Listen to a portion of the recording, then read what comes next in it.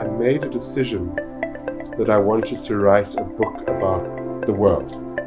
Not just what I knew, but also what I didn't know. So that the book for me too would be a voyage of discovery, just as I hope it's a voyage of discovery for readers.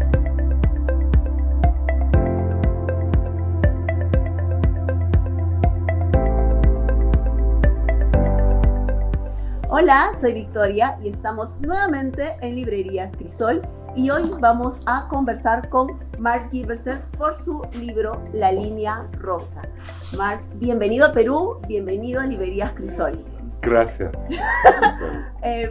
Mark es periodista y ha escrito por varios años, ha tenido una investigación de esta maravilla que se llama La línea rosa, de la cual vamos a conversar sobre este libro. Hemos hablado previo un poquito sobre él.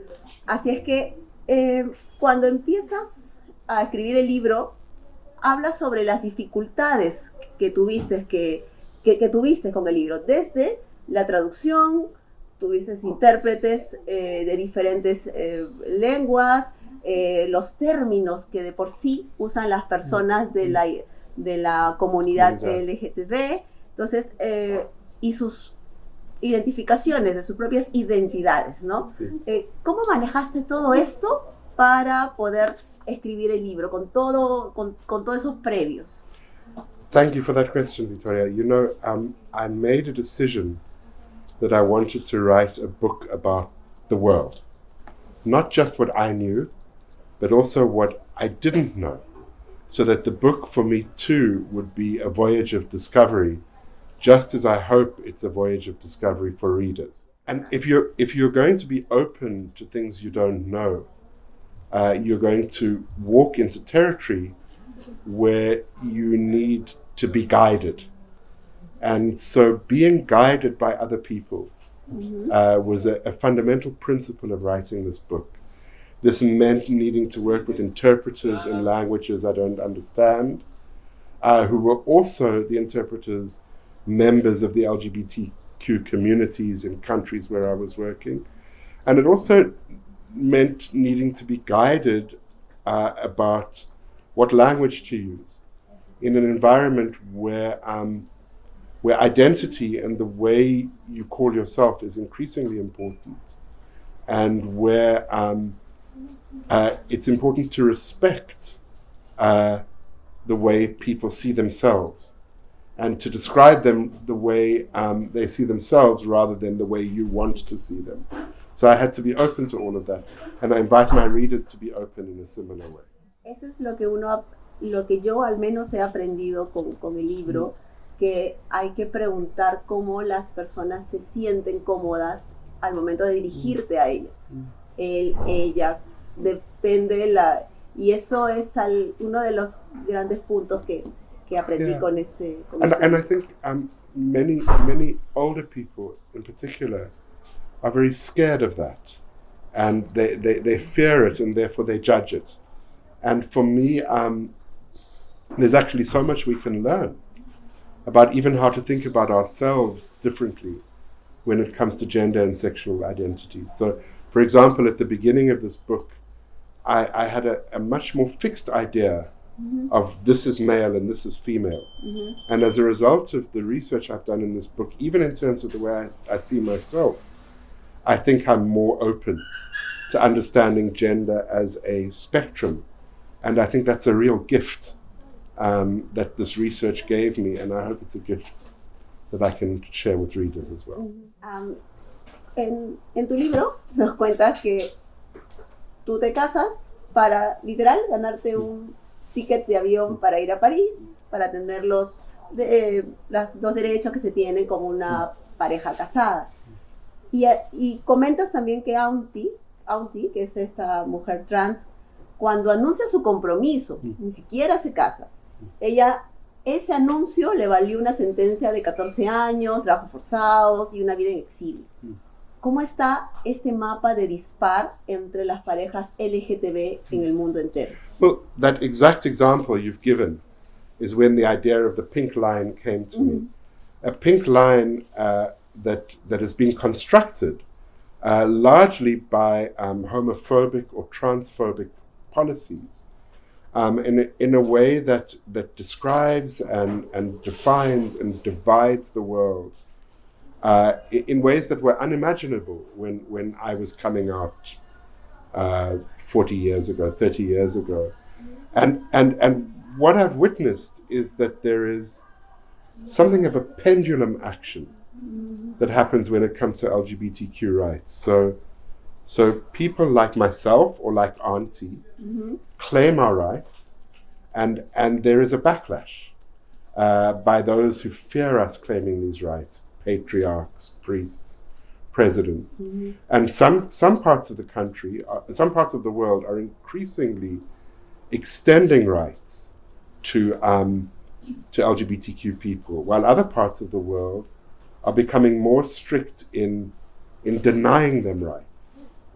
And so the difference between where I got married in South Africa is we are famously the fifth country in the world to have marriage equality for same-sex couples to get married. Whereas in other countries like Malawi, they are making stricter rules or enforcing the laws in stricter ways against LGBT people. And that is the pink line that I described, dividing the world. And so I asked two questions. The first question I ask in my book is why? Okay. Why do they become more strict in Malawi in response? And the second question I ask is what effect do these politics of the pink line have on LGBTQ people all over the world, such as, for example, Auntie in Malawi? Uno de los tantos argumentos de estos grupos radicales es que la biología define dos sexos, masculino y femenino, confundiendo lo que es una identidad sexual, que es otro término. ¿Cómo se puede debatir esa premisa cuando alguien te dice que solo existen dos sexos, por lo tanto no debería existir todo este trasfondo de la comunidad LGTB? I think there's an important distinction that needs to be made between sex and gender. So it is correct that biologically there are two sexes, male and female. But we also know that there are people who biologically are both male and female, or neither male nor female, and there's a term for this, intersex. So that's in terms of sex. I'll stop there and then we can talk about gender. It's a little bit more difficult in Spanish because sex and gender aren't separated in Spanish the way they are in English.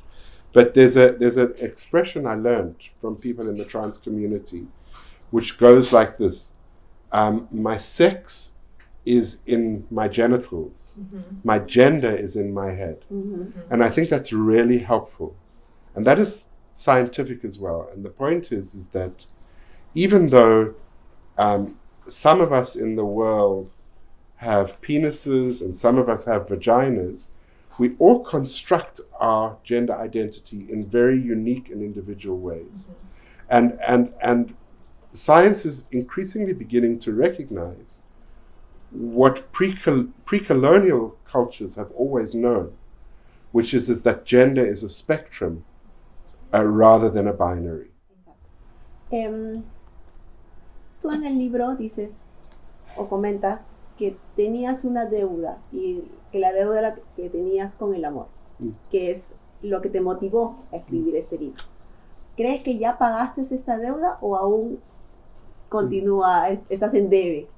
No, I think, Victoria, we spend our lives repaying that debt. And that's what makes us human. Honestly, I don't think you can ever have repaid that debt. It is what defines human interaction is repaying that debt to love.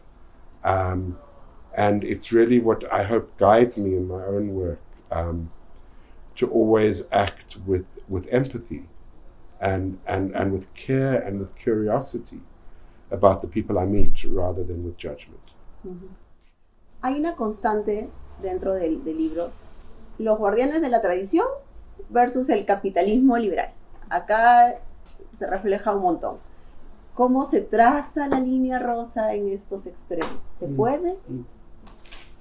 I think we must cross those pink lines because each side of those, if you like, traditional values and liberal capitalism, has their own reasons for drawing the pink line. So on the one side of the pink line, you have liberal capitalism, which sees itself as better than everybody else, and which feels that that LGBT people in other parts of the world are victims who need to be saved. Mm-hmm. And on the other side of that line, you have the so-called guardians of traditional values, who feel that they need to defend their traditional values against this assault from the secular West, and who see LGBT people as foreign agents of this evil ideology. Mm-hmm. So on both sides, you have ideologies saying what LGBT people are. And the truth of the matter is that LGBT people don't live in a zona rosa with a línea rosa around them. They live in the world. Mm-hmm. They live in both the systems of tradition and global capitalism. So every day in their lives, like all of us, like you, like me, mm-hmm. they are crossing these lines between traditional values and global capitalism. And I think that what this book shows us, what I hope this book shows us, all of us, whether we are LGBT or not, that we are all hybrid beings who can be both traditional and global. The former British Prime Minister once said very famously, "If you are a citizen of the world, you are a citizen of nowhere." And I think that that's nonsense. I am a citizen of the world, and I get ideas online from the world, but I'm also very proudly South African. I'm also very rooted in my Jewish traditional values, and I think you can say the same of any Peruana or any Peruano. Mm-hmm. There's a great irony, a huge irony, that so many former colonies of the British Empire mm-hmm. used this law that they got from the British Empire to persecute people who they say are against, for example, African values or Asian values or Caribbean values, when in fact the law that they are using to persecute these people came from the colonial master. Mm-hmm. So, for example, in the case of Auntie that we've already discussed, when Auntie and her novio mm-hmm. were prosecuted, they were accused of doing acts that were against African values. But the law being used to prosecute them was a law that came from the British. Mm-hmm. And in fact, if you go back to Auntie's own childhood, if you go to her village, mm-hmm. which I did in my work, you'll see that in her village, she was accepted as a girl, even though she had a male body. And the village itself didn't have a problem with her. The problem came when she moved into the city. Mm-hmm. So in traditional African society, there wasn't a problem with who she was. The problem is with this law that was imposed by the colonizer that the independent country has now kept and is using against LGBT people. Mm-hmm. And that is an irony that we need to, that is a contradiction that LGBT people in countries that are former British colonies are fighting to resolve through decriminalization campaigns. It's very complicated because there is always an agenda from the religious right wing to find ways of creating moral panic against threats to the family or to society. And particularly in societies where there are the great books, such as the Bible or the Quran, mm-hmm. where there are texts that can be used to justify such actions, these, and particularly also given a fear that many people have about homosexuality or transgender identity. It's very easy to create the moral panic using LGBT people as a scapegoat. I just want to say that these great texts can be used, you can find verses in these great texts to justify hate. But if you look in these texts in a more open way, you can find many more verses to justify love and tolerance. How do we change things so that it no longer works? That when someone wants to preach hate against LGBT people, how do we change things so that that no longer works? The way to change us is really for LGBT people to become known and visible in society, so that you stop to think of them as carrying demons or as importing a foreign ideology into your society, because you know them as your brothers, your sisters, your colleagues, your neighbors, your congregation, your priest. And that's how we can begin to break down these barriers, I think, if I understand your question correctly. So I can talk about that from my own personal experience. And I think this is very important to say in Peru, that when I got married and I could now present my partner as my husband, the broader community came to understand us as a family. And when I say the broader community, I mean my family, his family, our neighbors, our colleagues. They came to see us as a family because we were married in a similar way to the way they got married. And if in a society like Peru, same-sex marriage were permitted, you would see these barriers begin to break down as well. Sí es. En mi país, en mi Perú, aún hay mucho por hacer. Lamentablemente tenemos todavía muchos extremismos que hacen que el matrimonio igualitario, que debería ser una ley, todavía esté estancado.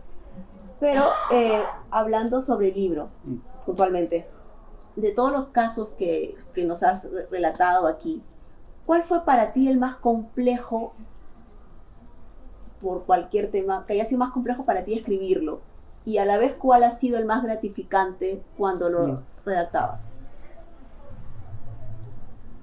They were all complex and they were all gratifying, because my job was to get to know these people and really to try and understand their issues. So I got very involved with all the stories. I think writing about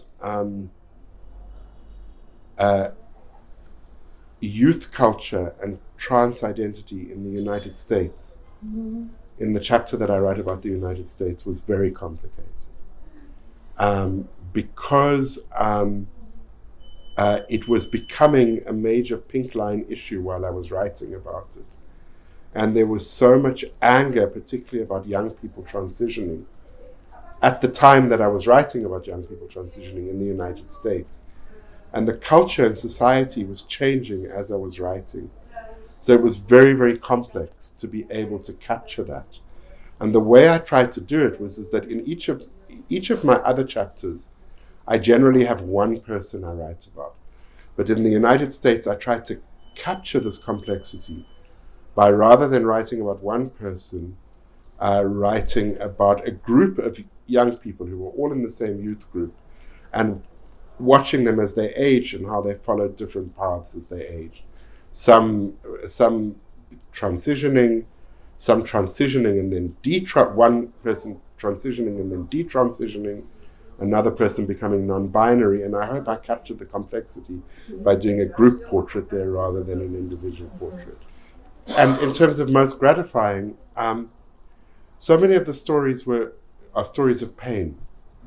And I think, for example, the story of Pasha, the transgender woman from Russia, who lost access to her son because, according to the Russian law, a court ruled that merely by being in the presence of her son, once she transitioned, She was promoting homosexuality, and in Russia, promoting homosexuality is against the law. So in a case like that, it was not gratifying, because I was really hearing her pain.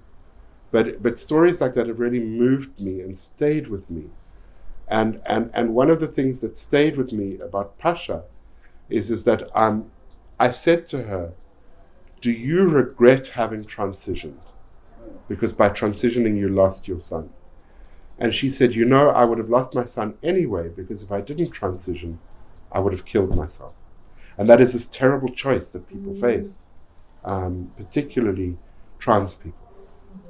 So I suppose what is gratifying is, even in these difficult stories, the determination that these people have to be themselves, to live themselves with truth, is and to see their bravery and their courage in doing so.